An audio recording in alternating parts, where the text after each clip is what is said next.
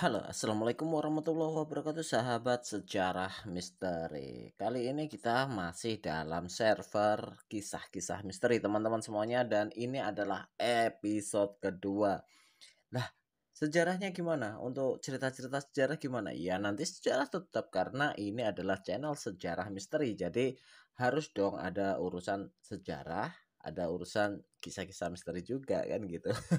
Dan setelah kita rilis yang kemarin itu episode pertama untuk kisah-kisah misteri, di sini kita akan ceritakan kembali bagaimana kisah-kisah misteri kiriman dari teman-teman subscriber dan follower nih. Dan buat kalian yang mau mengirimkan kisah-kisah misteri kalian, kalian bisa tulis di kolom komentar ataupun nanti kalian bisa kirim melalui email. Emailnya nanti akan kita sematkan di kolom deskripsi.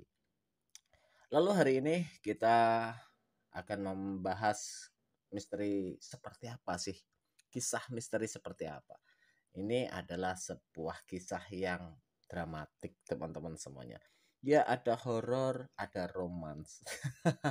Bagaimana kisahnya? Yuk kita simak, tapi sebelumnya kopi dulu lah.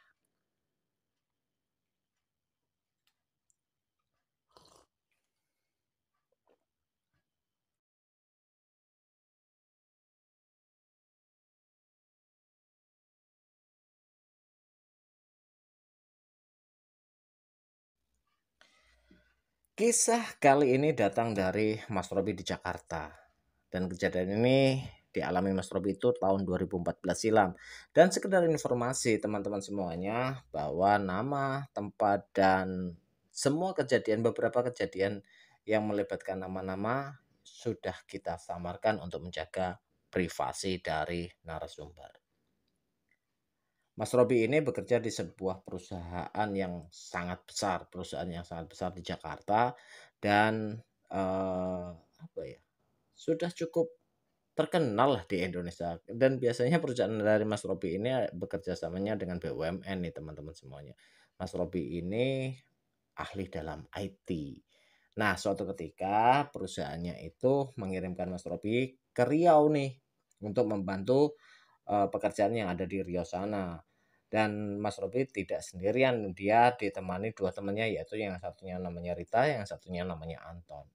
Di sana pun mereka bekerja di divisi IT. Jadi divisi IT kantor pusat membantu di divisi IT kantor di Riau. Begitulah kira-kira prosesnya seperti itu. Dan dari kantor Riau itu mereka didampingi oleh satu orang yang namanya Rahman. Rahman ini cukup membantu pekerjaan-pekerjaan dari Robi dan kawan-kawan ini yang datang dari Jakarta, yang datang dari kantor pusat untuk menunjukkan titik-titik mana yang harus disurvei atau mungkin diperbaiki permasalahannya. Mungkin ada trouble dan lain sebagainya, mereka selalu membutuhkan Rahman untuk menunjukkan mana sih lokasinya. Ya namanya juga mereka pendatang, dan Mas Rahman ini yang sudah lama tinggal di Riau, mereka tahu titik-titik atau daerah-daerah yang harus dituju. Nah, namanya di sebuah divisi sebenarnya bukan hanya mereka berempat ya, teman-teman semuanya. Mereka dalam divisi IT di perusahaan Riau ini ada 12 personil. Ya namanya dalam satu divisi sebuah keakraban atau apa ya namanya? Kedekatan satu sama lain itu harus harus kompak lah, harus selalu kompak biar mereka bisa menyelesaikan segala macam permasalahan maupun segala macam pekerjaan itu dengan cepat dan clean and clear gitu lah. Gitu, clean and clear. Nah, lama kelamaan Rita ini lebih dekatnya itu ke Rahman nih, kemana-mana mereka itu selalu selalu jalan bareng lah, walaupun misalnya katakanlah dalam satu divisi itu keluar bareng, tapi Rita sama Rahman ini kelihatannya lagi pendekatan-pendekatan gitu sih. Ya, mungkin memang Rahman itu tampangnya juga oke sih, ganteng gagah lah gitu. Dan mungkin aja ketertarikan di keduanya itu ada, sehingga dalam divisi itu Rahman sama si Rita ini dijodoh-jodohin. Maklum kan masih masih pada-pada muda dan pada-pada bujang ya. Jadi dijodoh-jodohin. Masih ada ya namanya jodoh-jodoh.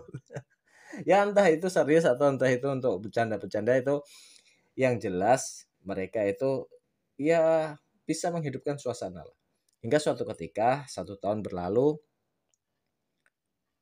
mereka pun Mas Robi, Rita sama Rahman ini Rita sama Anton ini harus baliklah ke Jakarta kan, karena memang kontrak kerjanya udah selesai dan mungkin pekerjaan-pekerjaan yang ada di Riau pun udah selesai. Tapi keanehannya ada di sini kawan-kawan semuanya. Memang sudah dirasakan, oleh Mas Robi ini ada perubahan pada diri Rita 2 minggu ke belakang, ada perubahan lah dari sikap-sikap Rita yang kesehariannya itu adalah Rita yang gampang bercanda, nyablak, humoris, periang dan lain sebagainya. Mereka menilai Rita ini berubah menjadi sosok yang pendiam, pendiam banget. Jadi nggak ada ceritanya nih Rita itu, bicara atau ngobrolnya nyablak, ketawa, hahaha, udah nggak ada, hilang semuanya. Nah, disinilah si Robby mulai agak-agak curiga, ditanya lah Rita, "Rit, kamu kenapa? Kamu agak-agak berubah sih akhir-akhir ini, kamu kenapa sakit atau gimana?"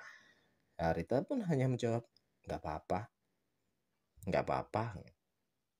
Nah, itu sama si Anton digodain lagi si Rita, ya namanya juga mau berpisah, nanti LDRan dong, kangen dong. Rita pun nggak respon, hanya senyum tipis tanpa ada jawaban yang seperti biasanya Rita itu kalau digodain atau kalau diajak ngobrol enak, renyah dan lain sebagainya, nggak ada sama sekali. Sampai akhirnya mereka pun balik ke Jakarta nih. Di bandara pun mereka itu lebih cenderung diam. Nah, selesai dari Riau, mereka dapat cuti 2 hari kan. Dapat cuti 2 hari hingga hari ketiganya itu si Mas Robi ini sama Anton udah masuk kantor untuk bikin laporan. Ternyata Ritanya absen. Selidik punya selidik, ternyata ada surat dokter yang ada di HRD nih, menyatakan bahwa Rita itu sakit, izin lah 3 hari lah, 3 hari karena memang surat dokter itu maksimalnya itu 3 hari nih kawan-kawan semuanya. Dan Robi pun bilang sama si Anton, "Ton gimana nih? Rita nggak ada nih. Kita bikin laporan sendiri aja sampai Rita sembuh nanti, sampai Rita itu bisa masuk lagi." Oke lah, akhirnya laporan-laporan pekerjaan yang ada di Riau itu digarap mereka berdua.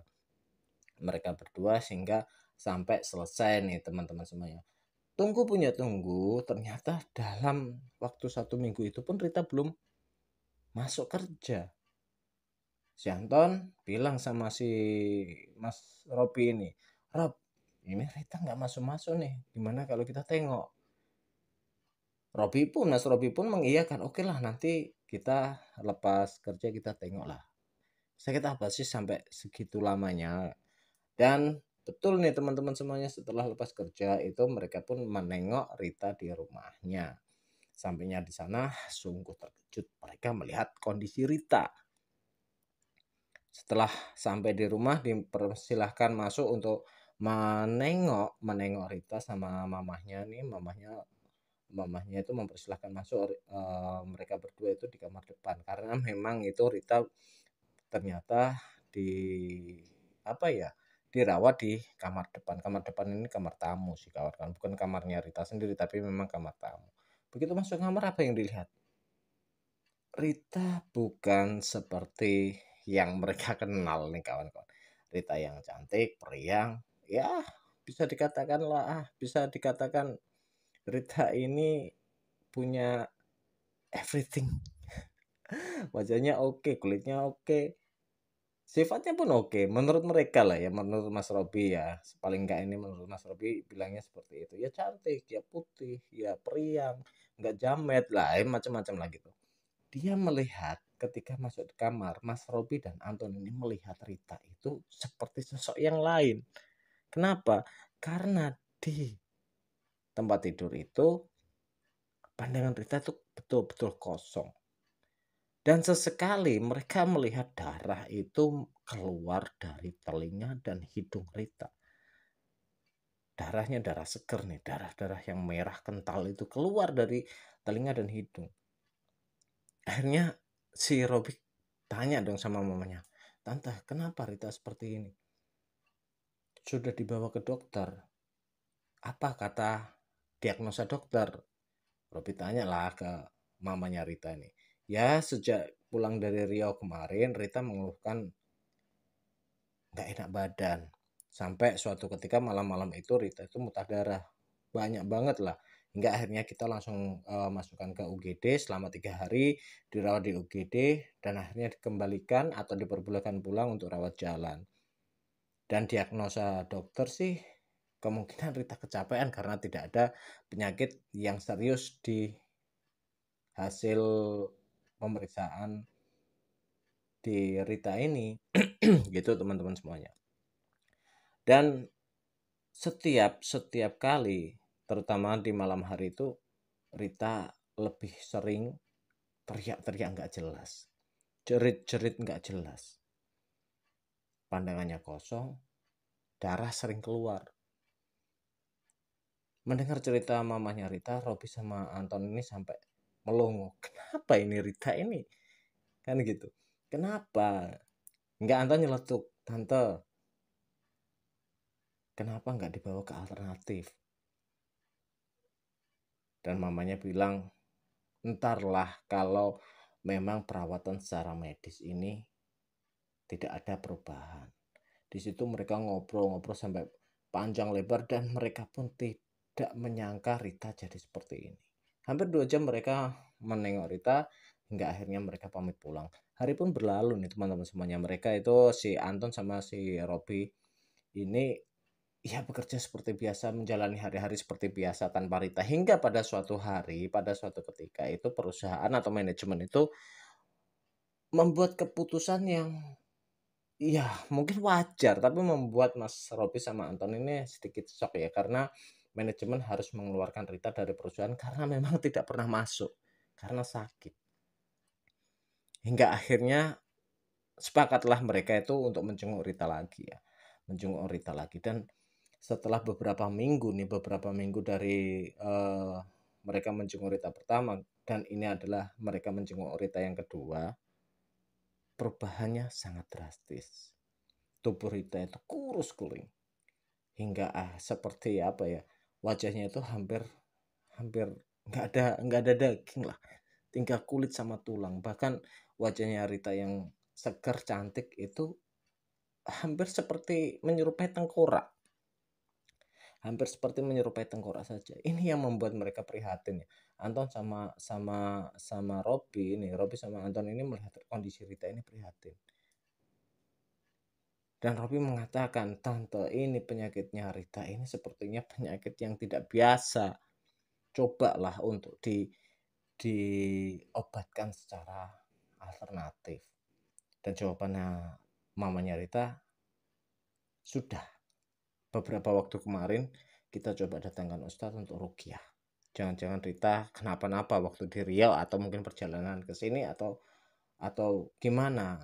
Hingga akhirnya Robi pun menceritakan keanehan Rita itu pada saat di bandara dan sebelum pulang ke Jakarta terjadi perubahan-perubahan yang dirasakan Robi ini di diri Rita. Nah, dari sinilah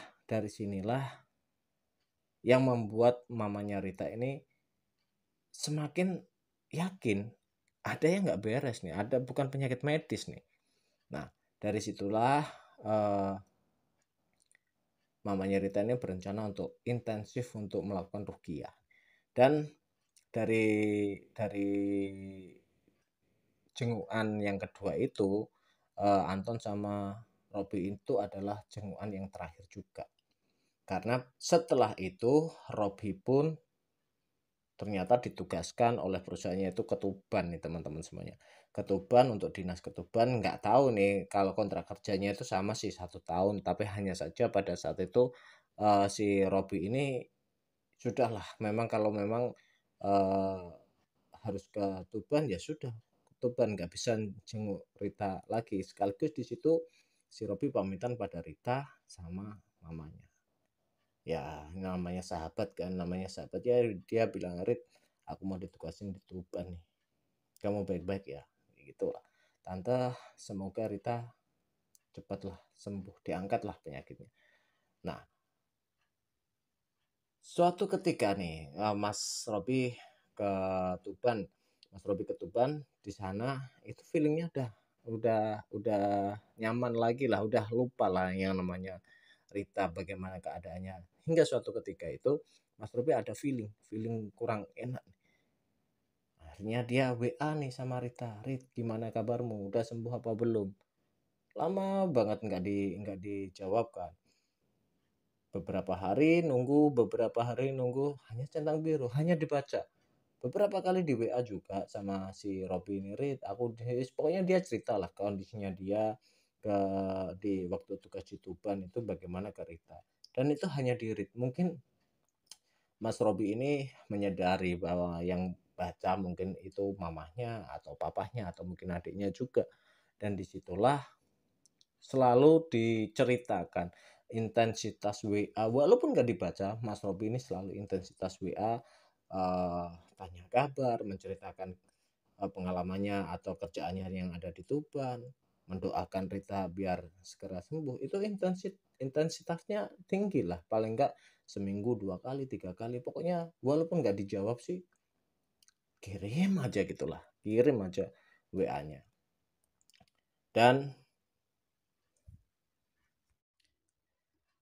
Dan apa yang ditunggu oleh Mas Robby ini akhirnya terjawab teman-teman semuanya. Hingga pada suatu ketika itu ada WA balasan dari Rita. Seneng dong Mas Robby karena udah beberapa tahun ini putus kontak dengan Rita ini. Dan akhirnya malamnya ketika selesai kerja, mereka tuh telepon-teleponan nih, vikolan, cerita bagaimana dan lain sebagainya. Akhirnya mereka sepakat untuk ketemu di lebaran libur lebaran tahun 2016. Nah, disitulah Mas Robby baru tahu kejadian yang melatar belakangi sakitnya Rita hingga bertahun-tahun seperti itu. Dan membuat Mas Robby betul-betul shock. Apa itu?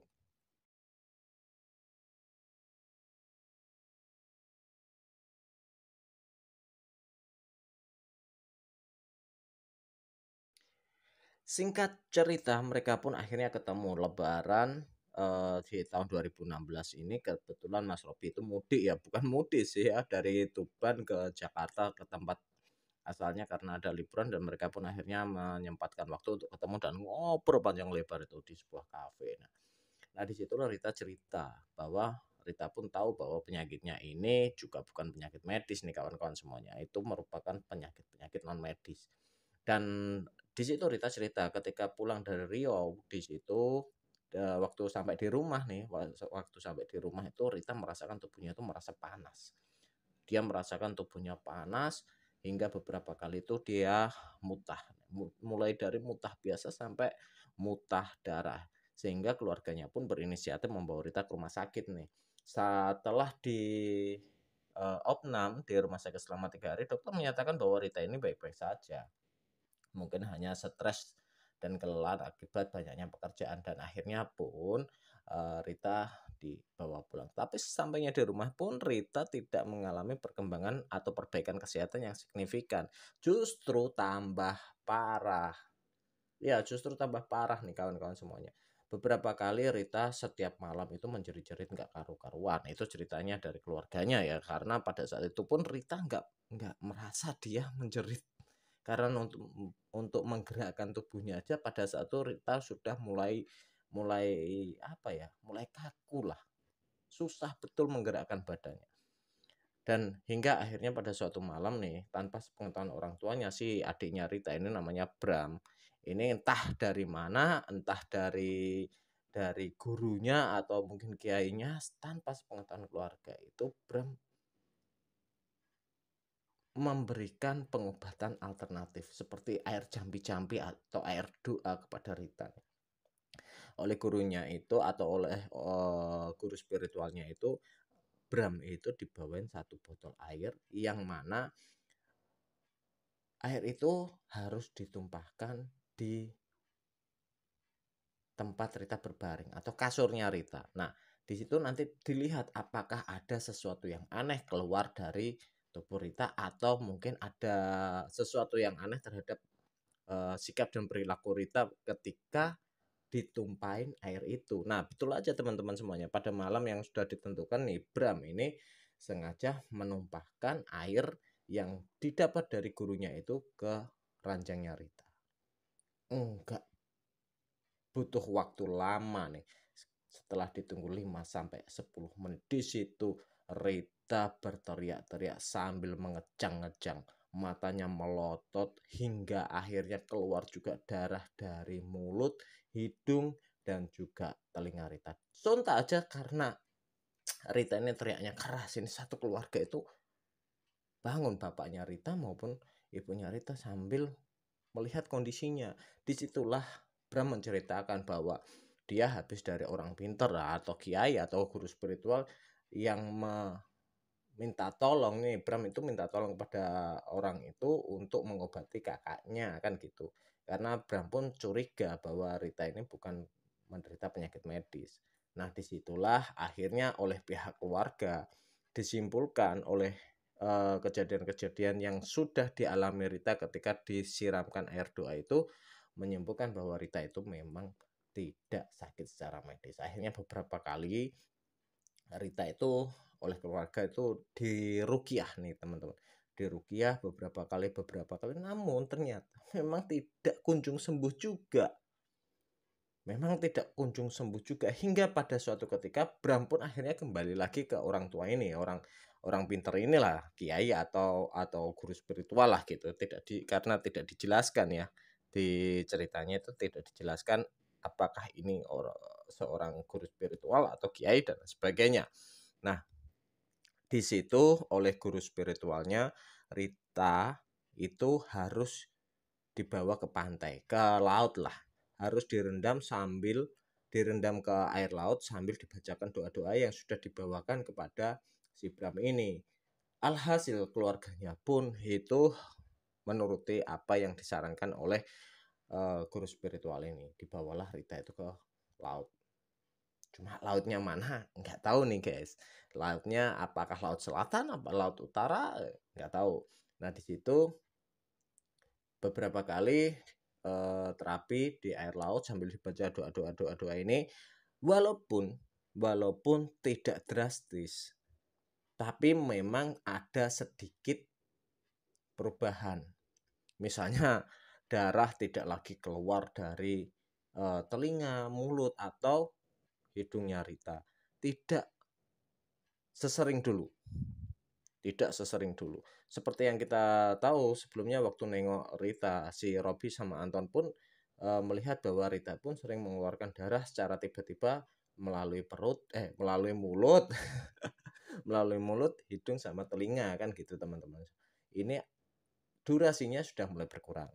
Nah, di situ beberapa kali diterapi, namun memang kesembuhan Rita itu betul-betul lambat.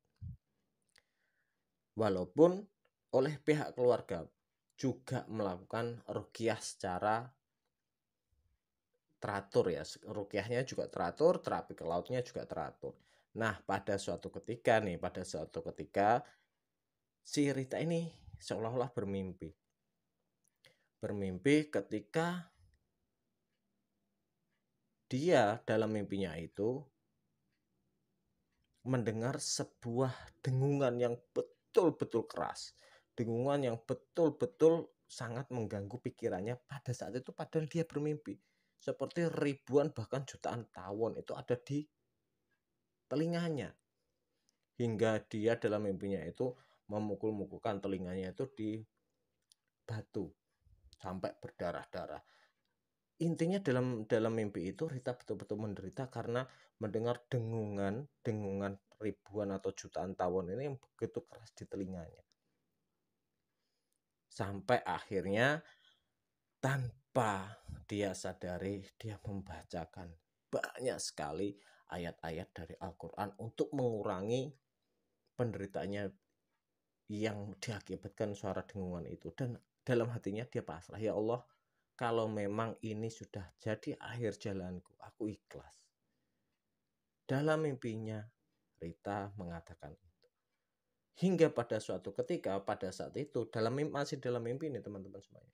Masih dalam mimpi itu Rita seperti mendengar cermin yang dipecah, piar gitu.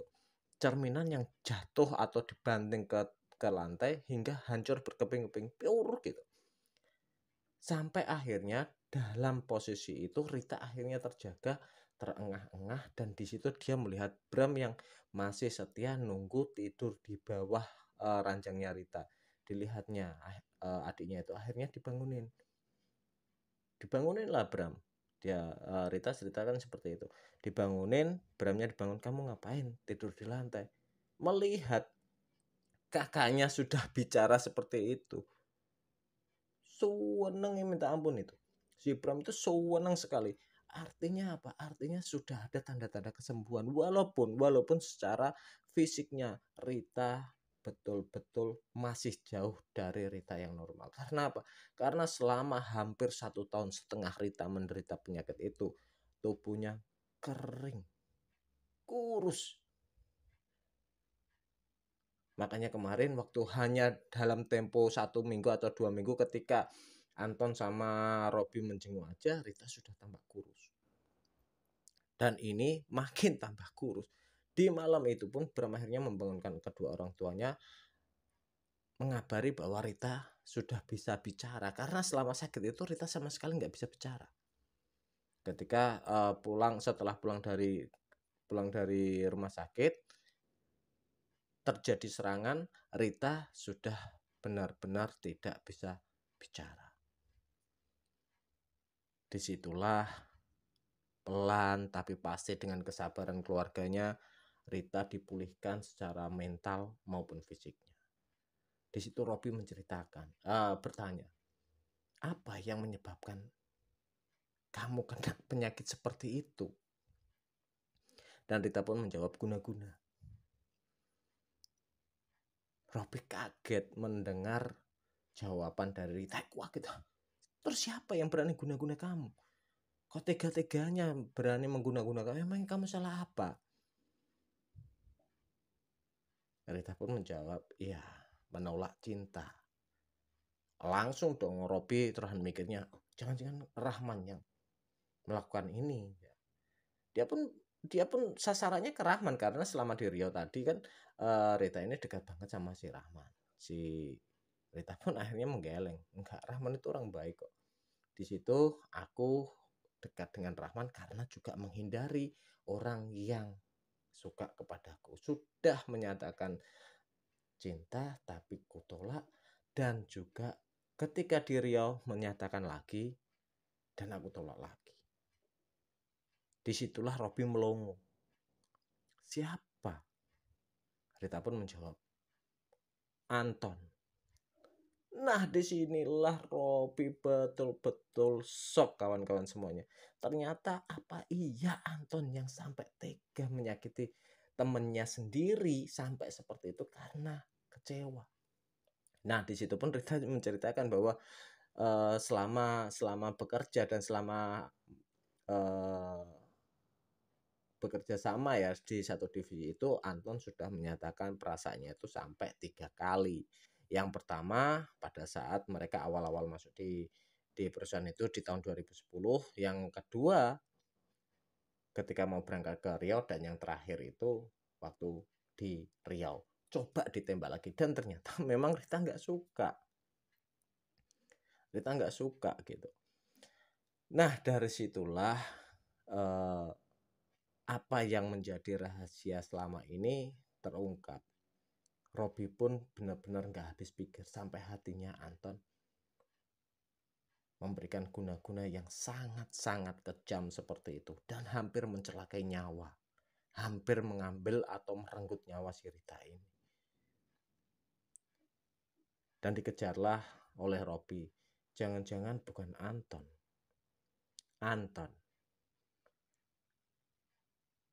Jawab Rita menegaskan. Karena dalam mimpinya, berkali-kali mimpinya itu, sosok yang paling sering muncul di hadapan Rita itu adalah si Anton yang berusaha untuk menggandengnya keluar, mengajak keluar ke suatu tempat, atau mungkin ke bibir pantai, atau mungkin ke atas gunung. Dan itu Anton yang mengajak, tidak ada orang lain. Nah, di sinilah jelas akhirnya Mas Robi eh, menyampaikan ke Rita, ya sudahlah, yang sudah ya sudah, maafkan kalau memang Anton Anton melakukan kesalahan seperti itu. Dan memang ketiganya ini sudah lost kontak ya, antara Rita dengan Robi, Anton dengan Robi dan lain sebagainya, itu sudah lost kontak karena harus sibuk dengan pekerjaannya masing-masing. Nah, disitulah awal dari tumbuhnya cinta. Nah, setelah menjalani beberapa kali pertemuan, komunikasi intensif dan lain sebagainya, hingga akhirnya 2017 itu Mas Robi mempersunting Rita untuk menjadi istrinya. Dan sampai sekarang nih teman-teman semuanya, walaupun memang Rita kondisinya secara fisik tidak seperti dulu, Mas, dia ceritanya gitu, tapi aku tetap menyayanginya. Dan sekarang kita dikaruniai satu orang anak laki-laki. Nah, itu adalah sebuah kisah dari Mas Robi yang ya bisa dibilang sengsara membawa nikmat. Dan mungkin itu yang bisa kita ceritakan pada kisah Mas Robi kali ini. Sampai ketemu di kisah-kisah misteri, kisah-kisah horor, kisah-kisah mistis di episode selanjutnya. Dan jika kalian ingin membagi kisah misteri atau kisah mistis kalian, bisa kirimkan ke email sejarah misteri. Nanti emailnya akan kita tulis di kolom deskripsi. Channel Sejarah Misteri untuk diri. See you on the next video dan assalamualaikum warahmatullahi wabarakatuh.